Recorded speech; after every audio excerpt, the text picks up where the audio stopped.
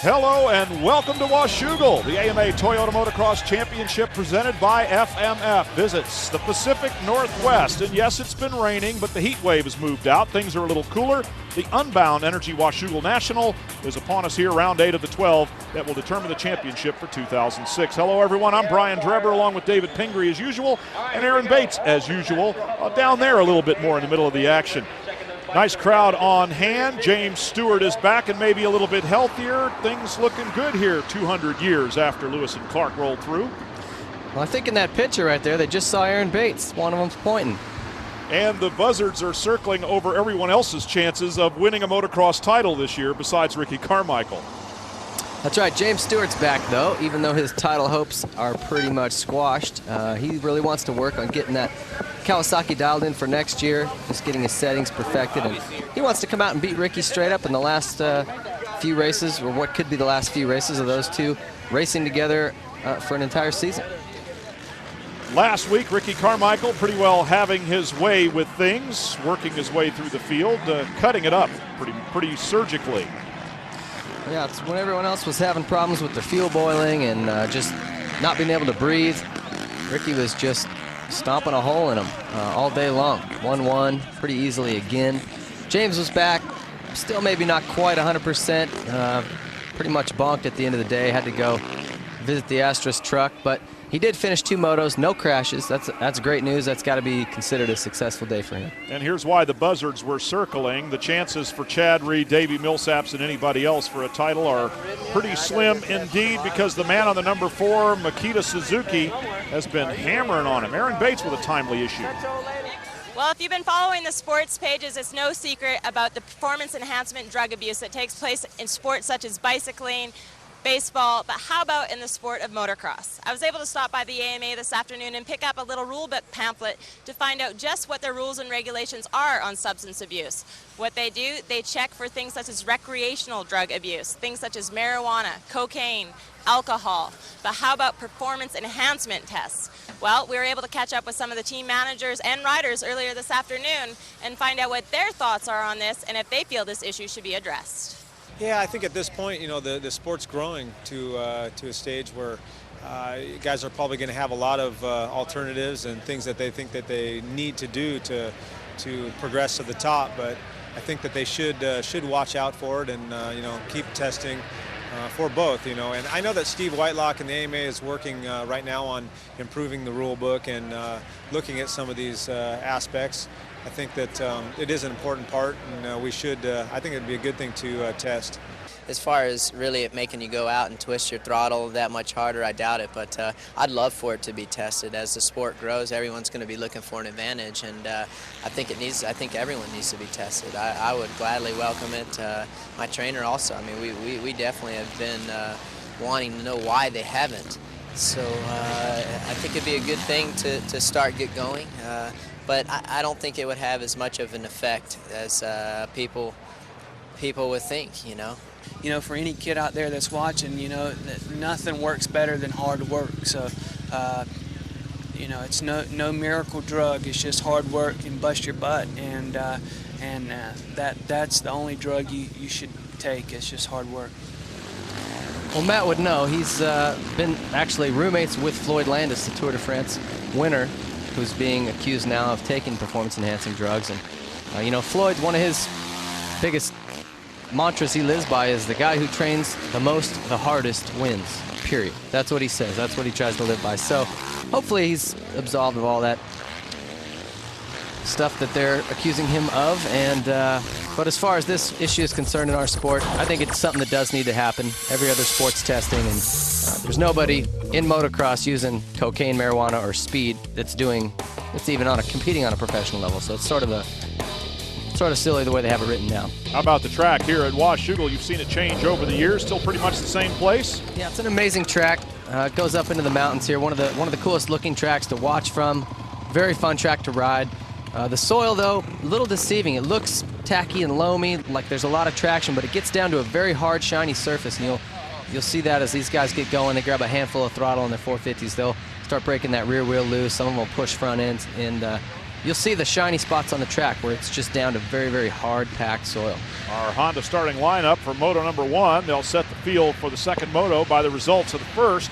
This is the way they'll take off first time around. And the far end from this side is not where you want to be. You want to be somewhere down close to this end of the start as the gate drops, and off they go. And some of the real fast starters get out of there in a big hurry into turn number 1. As they make the corner to the line, it's Davey Millsaps on the number 118 out front. Not sure if he got to the white line first for the whole shot award, but he's got the lead. I saw Carmichael buried in the pack. He's mid-pack at best, so he's got his work cut out for him as well. Well, Carmichael with a big points lead maybe can afford to be a little cautious, but not that cautious. Millsaps out in front, then Wyndham, then Dansani. What the heck happened to Millsaps? When did this kid become such a good starter? I think this is 4 in a row for him as far as hole shots go. Chad Reed moves into third around Dansani, and we go back. Still no sign of A, number 7, James Stewart, or B, number 4, Ricky Carmichael. Got a glimpse of Stewart just then, but still no Makita Suzuki. Well, this is a perfect scenario. The faster guys kind of buried at the back. With these 3 out front who have all been potential podium sitters, but maybe not having quite the speed to win. Maybe getting out front here and getting out front early will help them. And Wyndham's actually won here not too long ago. So. Wow. But Wyndham just lost the number 2 spot to Chad Reed, who seems to have lit a fire under himself here in moto number 1 at Washougal. Reed, riding very aggressively in the early going, has taken over first, third, and now second. This is a new section of the track, this little uphill and left. Brand new for this year. Very tight. Looks like they slowed it down a little bit up through that section. K-Dub on the number 14 Honda showed us some real signs of life in Denver. Battling with Millsaps. Now he's third. There's Stewart fourth. You see that little shiny groove as those guys come through the woods here. You see where it gets real shiny. That's very, very slippery. They squirt a little water down to keep the dust down, but it's just like glass. It's so slippery. So these guys having to really work the throttle through there. Chad Reed through the whoops, takes the lead from Millsaps and goes for a quick tear off there as Chad Reed puts the number 22 Yamaha out in front. Millsaps going, where did he come from? We haven't seen a lot of Chad Reed this early in the race, and we haven't seen Reed lead in quite a while. He looks like he's on fire too. He's pushing hard, getting going through the turns a lot quicker than I've seen. Looks just more aggressive than I've seen the last few rounds. That's exactly what I was saying. He really looks like he's lit a fire under himself, and a very aggressive ride for Chad Reed. James Stewart trying to get up behind Kevin Wyndham, does so very quickly with an inside line. Wow, is James Stewart that much faster than Kevin Wyndham in 2 turns? Yes. Yeah, he's already pulling a little gap on Kevin. Wow, James Stewart is so quick. And when he's healthy, when he's 100%, it is a thing of quite, just a thing of beauty to watch him ride that hard. I haven't seen Carmichael pop into this picture yet. He better get up here into this fight, or he's going to have too much of a gap to make up. Chad Reed, then Davey Millsaps, then James Stewart. 1, 2, 3, and no sign of Ricky Carmichael just yet. There's Millsaps, got the whole shot, and led the early lap here. Davey seems to be really kind of coming into his own on the 450. You know, at the beginning of the season, he showed that he had some speed, but he was crashing, he was fading, he was getting arm pump. Seems like the last, particularly in Colorado, he really came to life. He whole shot both motos, led for a while. Shoot, he's led more laps the last couple races than anybody, I think. And even now, he's running the pace. Reed's not pulling away from him too bad. I think he's really learning as these races go on, and he's going to be a contender to win next year. Crowd really coming alive with a performance by James Stewart here as he head towards the front. He's in third spot right now, looking to take second away from Millsaps. Behind him, Kevin Wyndham, whom he dispensed pretty quickly, but James Stewart on the Kawasaki looking good. You'll see these guys picking their way through this tree section real carefully. The cameras can't pick it up that well, but it's very shadowed. All those trees there, you go from sunlight to shadow, and you can't see the definition of the ruts where the bumps are.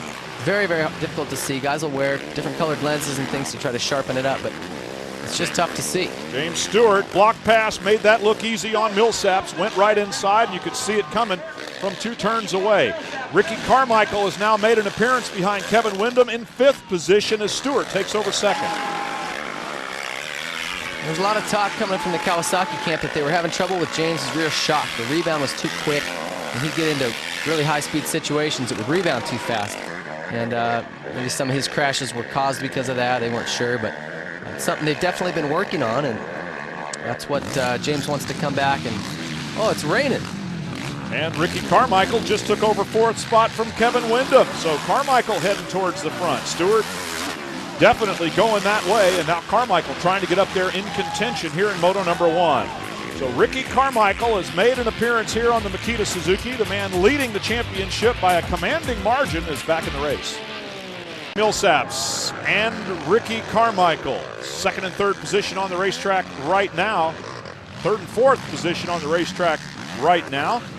With all respect to James Stewart, who is just ahead of them, and to our leader, Chad Reed. Carmichael makes the pass on Millsaps and heads that way. You see him, he's pulling. Ricky's got roll-offs on. Maybe they've kind of anticipated some rain coming down. He's run those the last couple races, actually, which is odd to me. I know Ricky prefers tear-offs, but he doesn't want to take a chance of running out of them and having blurred goggles. So Carmichael now getting a little closer to James Stewart. There's Stewart, there's Reed, so all the leaders are well inside of one another. Davey Millsaps in 4th spot trying to make sure that he stays close, as Chad Reed is out in front. To touch lightly on the subject of drug testing, we're certainly not going to solve any of the problems or questions or answer very many of the questions. One of the biggest ones that occurs to me, and the reason that it's probably most relevant, is that the cost of drug testing at that level comes with a very high price tag, and that certainly is something that the powers that be will have to take into consideration. It's very expensive, it's very time consuming, and quite frankly, it's difficult. The Tour de France is having this problem now where they find a test to pick out a particular drug. They'll come up with another designer drug that skirts that test, and round and round they go. You know, and as far as whether it's relevant in our sport or not, maybe as far as how fast you can ride the bike, it's not going to help you. I mean, a little bit of testosterone or whatever that they would give you, but what it would do is allow for you to recover much easier. When you consider these guys are doing 16 rounds of Supercross, 12 nationals, overseas events during the off-season, testing, they really don't get a break. And to have your body be able to recover by using a performance-enhancing drug, I mean, those are significant benefits. And when there's no sanctioning body testing you for this stuff, the only thing holding you back is, you know, the financial ability to do it, which these top few guys do have. So, not to point any fingers or say that any of them are doing it, but I think we would be wise to just, you know, put the testing in there a couple times a year, and at least let everybody know that, hey, if you're considering it, consider that you might get caught. All the top riders have gone on record as saying that they would welcome it because they adhere. Oh, down goes Chad Reed, and there's nothing that comes out of a drug lab that's going to help when you just fall over. But Chad Reed, now that it's raining, is finding out that the Washougal track is not only wet where they've watered it, but it's wet where Mother Nature is putting something down. Now, the good news for him is that he didn't really lose that much time nor that many positions. In fact, perhaps just one. Well, like I said, this ground is very, very hard and shiny. It looks like it's good traction, but you can see there that little light patch, that's just shiny, hard, slick dirt. And with this little bit of sprinkling rain coming down, it looked like his front end just started to push. If it was not so slippery, he would have probably pulled that one off and saved it, but just absolutely no traction. The front end slid out from under him. Losing 2 spots to James Stewart and Ricky Carmichael. There are those who would say it might have happened anyway, but Chad Reed tipping over made it a lot easier for Stewart. Here comes Carmichael, and these two have resumed their battle, this time for the lead, and apparently both pretty much, if not at 100%. Well, here we go again. If you're not smiling right now, you're not a motocross fan, because this is what it's all about. The gap behind them tells the story. These two are the class of the field when they're both running at full tilt. And so James Stewart and Ricky Carmichael, as Carmichael goes inside, can't quite get close enough to make the pass. Stewart is there, Carmichael right behind him. And yes, if you're a motocross fan, you're smiling right now, and if you look close, you'll see smiles on the faces of the fans around the fences here. Carmichael goes outside, crosses back in with a great drive up the hill. They flatten it out side by side, little kickouts there, and here they come in tandem. James Stewart with Ricky Carmichael right behind him. Inside goes Carmichael again to take the lead, but not for long. And he does it again, side by side. Pushes Stewart out off the edge of the track, and Ricky Carmichael takes advantage by a couple of bike lengths. You know this is not over. Well, Ricky's been definitely forcing the issue. Anytime these two get together, he doesn't waste a lot of time. He gets in there. If he's got to bump him, he did it at Budds Creek. He'll just shove you out of the way. Yeah, that's how he gets around you now. And the rain has subsided for the time being, so the track, whatever can. Oh, Stewart turns the favor right back, comes in and blasts Carmichael to take the lead. Oh, snap. Now, how angry is Ricky Carmichael right now? He's been doing that to James all year. I think James just finally said, hey. So James Stewart retakes the lead in dramatic fashion. Whether real anger or just that competitive spirit that both of these men have is going to rise to the top, that's exactly what we have to think here as Stewart and Carmichael resume their rivalry, resume thetheir battle. It's Moto 1 at Washougal, and stay with us. Championship by FMF. This is what they had in mind when they put the season together. James Stewart and Ricky Carmichael going after each other. Hammer and tong, as our British colleagues would like to say, and Carmichael trying to find another way around. Now they've both exchanged sort of rabbit punches, if you will. Now let's see if the real knockout, if either one can deliver it. Well, Ricky pushed him off the track. There wasn't a whole lot of contact there, but he definitely didn't leave him any room, and James went off the track, had to go around a jump. And when James came back, he ran straight into Ricky. He shoved him right completely off the track. So now Carmichael just took the lead again in a very gentlemanly pass by comparison. So apparently the hostilities have subsided somewhat, at least, with an exchange of block passes. Carmichael now with the advantage, and Stewart trying to find a way back around. Well, these two, for the most part, they'll race clean together. They're not going to, there's no bitterness there between the two of them, but they both really want to win, and if there's only a little bit of room to make a pass, these guys are going to take it. They're going to open that gap up. Every bit of me wants to think that on both occasions they were laughing under their helmets, saying, wow, that was good. All right, I like that. I'll give you back some of your own medicine here in just a minute. So it's that competitive fire that Carmichael and Stewart possess in huge quantities that's motivating them right now as they work through some traffic there, going past Mike LaPaglia from California on his Suzuki. You see LaPaglia ducking his head down. When you're coming up that hill behind a 450, oh man, you better have a chest protector on it. You will just be welted up. James Stewart getting close to Carmichael once again as they work the track here at Washougal after a little rain shower. Yes, there's some mud covering both rider and machine. Stewart almost a little short on that last jump, but made it look like he meant to do that. Can you see how fast these guys are going through these turns? They're just dropping into these ruts, leaned completely over flat and pinning it. This pace they've got going right now is ridiculous. Well, it's easy to tell how much faster they are than everyone else. Do you see anyone else on the same lap? No. I wish Reedy wouldn't have fallen, because it would have been interesting to see how his pace held up with these two. Would have really added something to the battle, but Carmichael and Stewart working through lap traffic right now, and those riders doing the best they can to get out of the way in some parts of the track where there's hardly two lines. And besides, there are two guys coming up behind them, you have to leave two lines. Stewart gets through clean, lost a little bit of ground to Carmichael. Carmichael with a big advantage right now here in Moto number 1. Working traffic just a little bit better. James has got to go back to work to try to close the gap again. He can do it. Coming up on the final lap, Carmichael and Stewart with the white flag waving. Still a little bit of traffic in front of him. The number 361 there, Colton Facciati from Canada.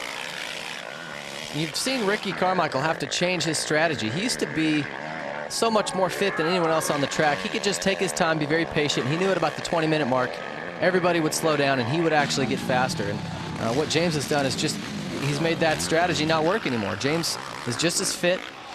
He's faster than Ricky used to be, so Ricky had to increase his speed and attack right from the beginning. I mean, James isn't dropping off his rear wheel here at all. Ricky's having to push all the way to the finish. So I would be interesting to be a fly on the wall at their little team meetings and see what Ricky's strategy is. You know, it's got to be just, hey, get to the front as fast as you can and haul butt because James is going to be right there. Well, James is right there, but seems to be coming up on lappers in slightly less opportune moments. So Carmichael's been able to maintain this gap for the last lap. And we're on the final lap right now, but Stewart isn't cutting him any slack. And he's not backing off either. He wants Ricky to know that he can finish right behind him. These are the turns I'm talking about. Look how fast they get through these corners.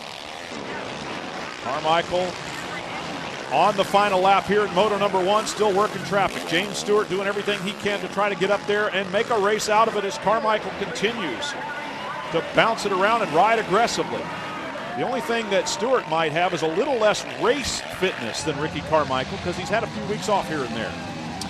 Yeah, he has taken some time off. At Colorado last weekend, I think he was definitely sort of blowing the cobwebs off, and he's obviously a little bit better here, and I think as the season goes on, these last 4 races, he'll get even better and even better. These races will get more fun to watch because James is just going to continue to get more comfortable racing again, and they're going to continue to work out the little glitches that they've got on that bike, if there are any, if that rebounding issue is as big a problem as they're saying. And when they figure those little things out, James is going to take off a 10th here, a half a second there, and he'll be even closer to Ricky if that's possible. And of course the fans are the winners, even though Stewart is out of the championship, even by his own admission. The fans who lean over the fences every week at places like Washougal want to see good racing like this. Pass and repass between Ricky Carmichael and James Stewart. In the end, Carmichael prevails. Oh, Ricky's waving him up. Wonder what this is all about.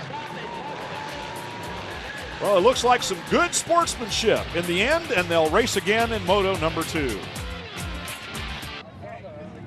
Moto number 1's in the record books, and Ricky Carmichael has emerged the winner, talking it over with his crew.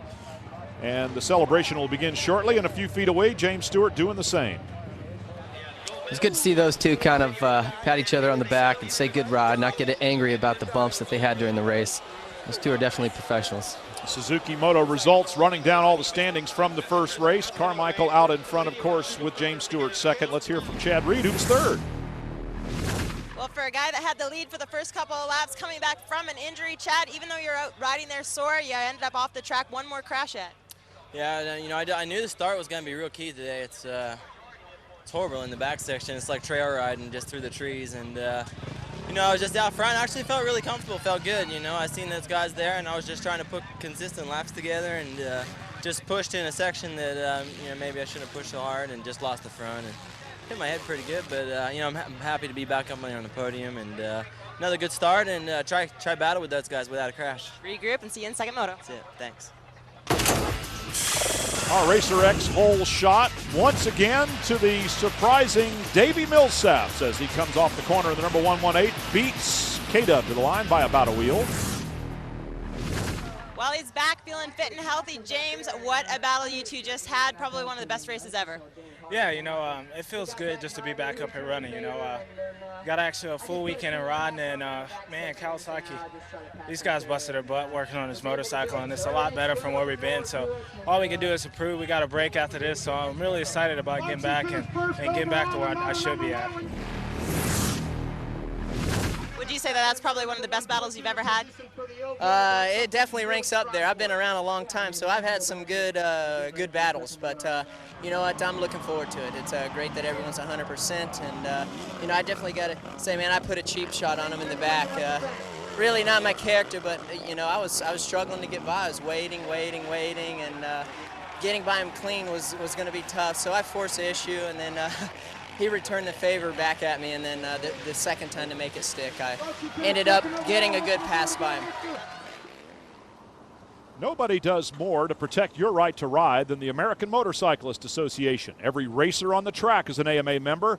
How about you? Call 1-800-AMA-JOIN or visit AMADirectLink.com. The AMA writes, riding, and racing. So as the Pacific Northwest waits patiently for Moto number 2, let's go to our riding tip with Team Suzuki and David Pingree. One thing that Ricky Carmichael does great is pass riders, even when they're fast guys like James Stewart. And you watch here, he goes from the outside to the inside, crosses back over to the outside again, and then back to the inside, setting up this pass right here on James. You know, that's 3 turns ahead of where he actually makes the pass. He does it again here, outside to inside, back across, sets him up for the inside and this left, where he shoves him outside. makes a clean pass. So you've got to be looking down the track 2 or 3 turns to set up a pass like that. And that's our riding tip with Team Suzuki. As the fans settling into their chairs here, getting ready for the second moto, we can only hope that it's as good as the first one. So stay with us right here at Washougal. Washougal Motocross Park, which leads us to think that the riders have some time off. What are they going to do, Aaron Bates? Well, as some of these guys look forward to a weekend off, that's not quite the case for all. I was able to find out what these guys are going to be up to next week on their time off. Ricky Carmichael and James Stewart are going to be heading to Loretta Lynn's to celebrate the 25th anniversary there and to demo the 2007 models. Chad Reed, on the other hand, is going to be going to X Games Supermoto, hoping for great success there as well. Some of these guys are looking to go home and test, while others will be taking some well-deserved time off and let their bodies recuperate. Either way, it just shows their dedication for the sport. And wow, Ping, a whole week off. Gee, what are they going to do with all that time as we look at our Honda starting lineup for Moto 2? Well, sounds like James and Ricky are going to go to Tennessee and sweat. And Reedy's going to go back. He finished on the podium in last year's Supermoto at the X Games, so he seems to be a natural at that. Well, riding a motorcycle one way or the other would be the thing that all of them will do, no doubt, because they have to stay in shape. Millville is, in fact, just a little over a week away. Gates drop for moto number 2. Ricky Carmichael looking for a better start. James Stewart fighting for the whole shot award, and I think he got it. It looked like he and Ricky sort of bumped bars coming out of the gate, and it left Ricky back a ways. Rick's about 6th or 7th there on the left side of the screen, hopping over the hill in the number 4 bike as we watch the field thundering around the track here. But James Stewart out in front with the whole shot. Probably doesn't know yet where Carmichael is, but figures, hey, everybody's behind me. That's all that counts. Mike Brown's up there on the Rockstar Energy Suzuki. He's had some struggles in the lights class, moved it up to the motocross class, and he's got a good start going in this moto anyway. James Stewart with the best start of anyone. And as the number 26 of Michael Byrne jumps into 2nd position there, Chad Reed in 3rd, Carmichael 5th. Stewart, somebody better get going here in a hurry or he's going to check out. Here comes Carmichael working on Millsaps. Maybe Millsaps still consistently the best starter across these 2 motos. Nice job for him.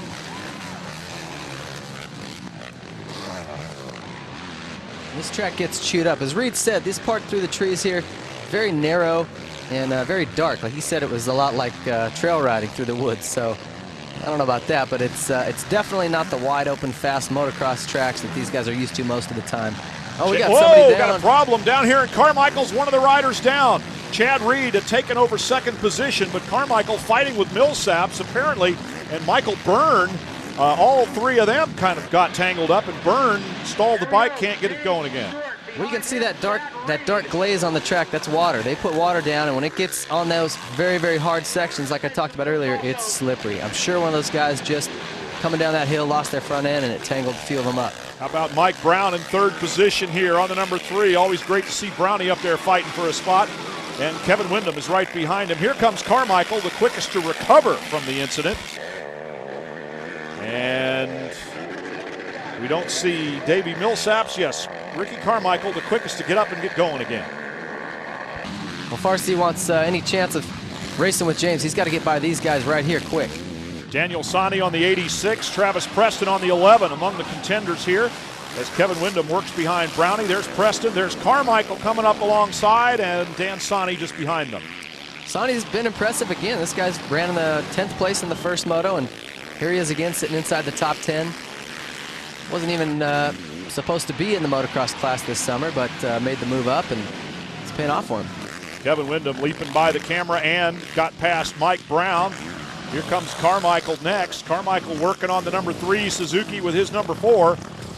Windham just about parking it in that very slow turn. Here comes Carmichael. Will he make a move on Brown this time around? Setting up those turns 2 or 3 corners in advance. H-Dub's got his hunting gear on again. Up here in the Northwest, that's fitting. He's probably got some people cheering for him because of his bright orange gear. Hunting for a podium finish, perhaps. Carmichael in 4th is going to take that away from Windham if he can. Down inside on the low line. Gets the drive off the corner, but Kevin Windham's Honda still working pretty good. Ooh, nice little kick out there as Carmichael is on the gas. He knows that James Stewart is out in front. He wants to resume that battle. It isn't a matter of points, it's a matter of pride. He wants to get up there and race with the man, probably the only man on the track that's as fast as he is. And you can see him there. As they come up that hill, you see James just racing down the backside of it. So Ricky knows the gap that he's got now, the gap that he's got to make up. And maybe he can, maybe he can't, but he wants to get going immediately and try to close that gap up. He's just taken the podium position away from Kevin Windham now, heading towards the front. Chad Reed and James Stewart in front of him. We'll see how much pride means to Ricky here. I mean, he's clearly got the points lead. He doesn't have any reason to catch James other than he wants to win. So we'll see how bad he wants to win. Daniel Sani, Travis Preston, and Timmy Ferry making an appearance there. Here's James Stewart, our leader. That's how far behind Chad Reed is, and 3 1,000, 4 1,000, 5 1,000, 5 or maybe 6 seconds by my highly scientific measuring method is Ricky Carmichael. We'll be right back. Bound Energy Washougal National shaping up to be a good one as Carmichael is up behind Chad Reed just like that. And when Carmichael sets his sight on somebody, it's usually a successful hunt. We talked a little bit about Ricky always staying outside or inside of a guy's line. Another reason for that is staying out of that roost. Not only does it dirty your goggles and hurt, but it breaks your focus, breaks your concentration. When you're getting hit with that dirt, you're not focusing on where you're going and what your next move is, what line you're hitting. To a lesser degree on a muddier track, it would also clog up the cooling system, perhaps get stuck in the wheel and slow you down physically as well. So Carmichael now stalking Chad Reed, trying to find a place to get around him. He goes way outside on this one, setting something up for the right-hander. He gets in tight and makes the pass for now anyway. Side by side up the hill, Ricky Carmichael gets the job done.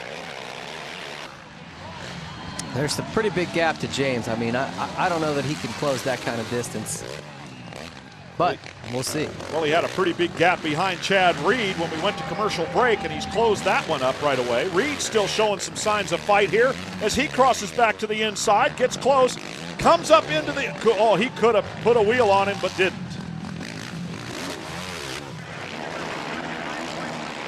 A little bit back further in the field. It's Timmy Ferry, Travis Preston, 4th and 5th. Kevin Windham, sorry, Windham, then Preston, then Timmy Ferry, 3 Hondas.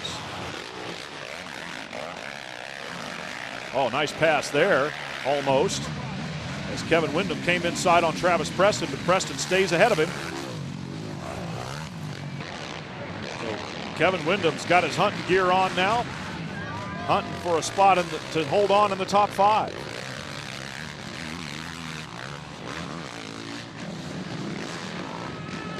Windham is, looks like he's kind of on his way back. Ferry's all over him. Lost a spot to Preston, so maybe Kevin's just not feeling it today or just off the pace a little bit. Another look here at Kevin Windham and Travis Preston, who gets by him. Yeah, Preston just went around the outside, carried more momentum through that turn, and went right by him. Windham tried to fight back on the inside, but Preston with just too much drive off the corner keeps the spot. Now Kevin Windham and Timmy Ferry. Windham trying to hang on to 5th, and Timmy Ferry has designs on that position. Timmy's been riding great this second half of the season. The Moto XXX guys, put a lot of work into getting his bike ready, getting him set up to go once his wrist was back in shape, and he's rewarded those guys with a bunch of top 5s and just always charging. It's good to see him pushing to the end and always being up front. Here he's puts a pass on Windham and looks like he's going to make it stick. Windham still slightly ahead as they come up to the next corner. We'll see if Tim Ferry can get it done. Here he goes to the inside, and he knew it. Just about blew the camera out of our cameraman's hands. That was a very close pass on a tight camera position there. So now Tim Ferry up into 5th, shoves Kevin Windham back to 6th. Goes for a tear off or a roll off there in midair. and continues on his way. Kevin Windham, not much he can do about it. James Stewart is our leader here at Washougal Moto number 2. He finished runner-up to Carmichael in the first one, but he's out in front, and Ricky having some difficulty. Oh, he's on him. Yeah, closing the gap, but he's gotten it done now. So that speed that Carmichael possesses when he needs it is very much in evidence once again. I didn't think he'd be able to close that much time on James, but he found some speed somewhere. Well, when you've got that carrot sticking out there in front of you, you're going to whip yourself into shape here. As Carmichael has closed the gap on to James Stewart here. We've got a few laps to go. Right now we'll take a quick break and come back to the action here at Washougal. By Dentine Ice. Go bold. Carmichael's going to have to go bold here as the closing laps are upon us. And James Stewart is just in front of him. Carmichael pushing hard. Stewart with the speed. And the battle resumes. This is for the overall. Both of these guys know that. James certainly knows that he caught it, made up all that distance on him, but he doesn't want to let this go either. Oh, and right in front of the mechanic signal area, Ricky Carmichael shows Goose that he can get it done as he goes past James Stewart now. Indeed, 1-1 for Carmichael will give him the overall, but a 2-1 for James Stewart would give the number 7 rider that overall win. Carmichael in front right now with Stewart trying to figure out a way to get back around him. These two had such a good battle in Moto number 1. Certainly Stewart will have learned something. Carmichael getting a little bit better brakes in traffic. Let's see if it happens again, and that's partly why Carmichael must have gone by. James Stewart pushing him hard once again. Ricky looks like he's swapping all over the place there. I don't know if it's getting slippery out there, if he's just pushing that hard, but he's been going sideways more than he's been going straight this last lap. Sideways again on the uphill section here. James Stewart right behind him trying to capitalize. They go side by side over the jump. The next turn's a left-hander. Stewart can't make it work. That was the Bubba scrub right there, in case you were wondering. James didn't even get any air off that jump, and he hit it faster than Ricky did. Somehow Carmichael managed to stay in front of him. Stewart's going to have to work him again. Find a turn, plan a couple of spots, a couple of turns ahead of that, see if he can make a move. Yeah, he just lost some time in those turns here through the woods riding section, as Chad Reed called it. So Carmichael with maybe a second advantage right now, and the distance between them is obvious to all of the some 27,000 fans who have packed the parking lot and the track here at Washougal. 2 laps to go. James is still close enough to make a pass again, so. Another look at this sequence just a little bit earlier.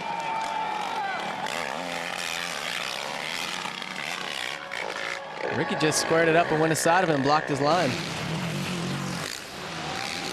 Carmichael and then Stewart in that order. Inside 2 laps remaining here at Washougal. Track conditions have somewhat stabilized now, and we expect it'll hold up about the way it is for these final couple of circuits.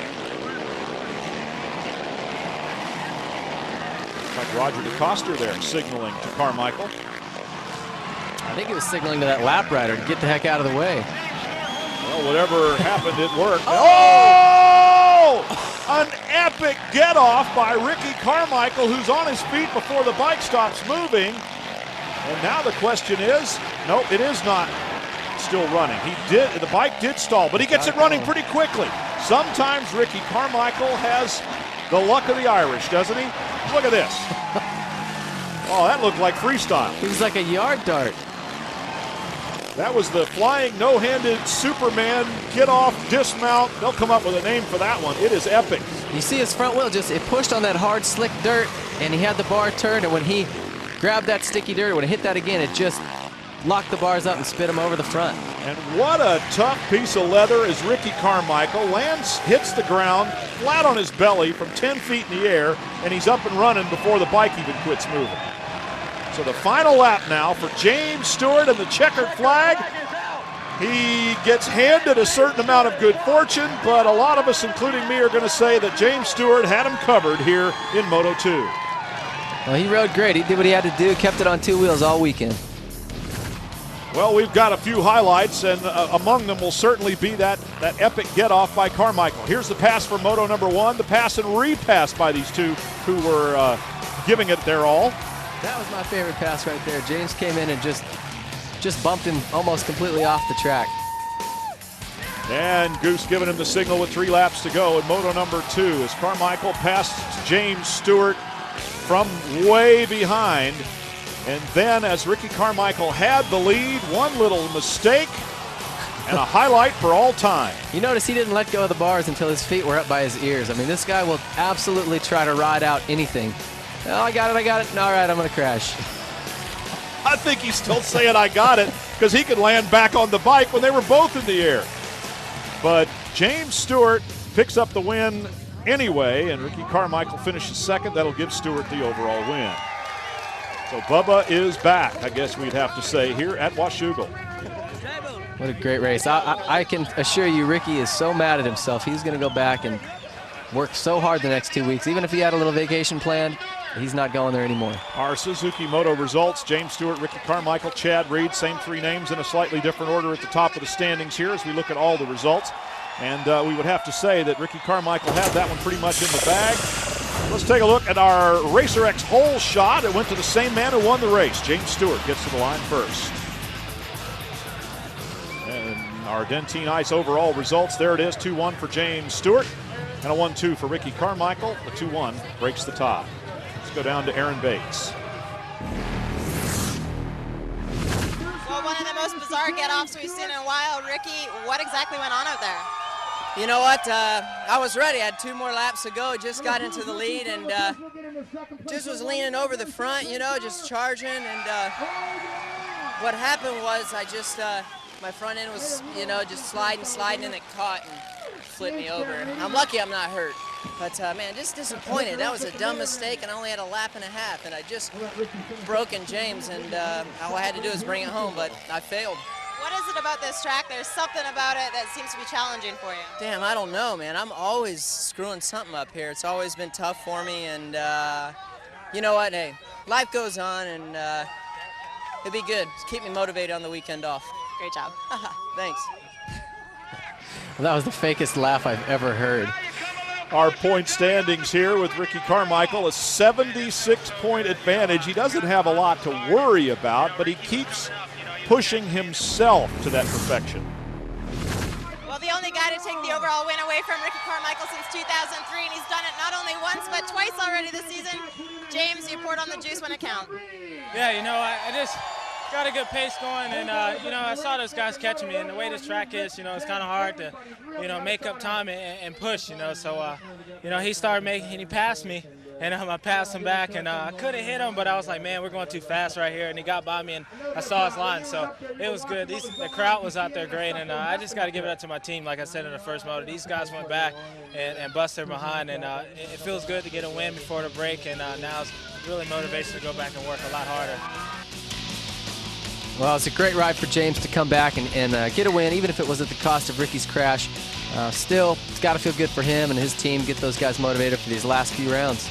Well, and we can only anticipate what's to come here for the final 4 rounds.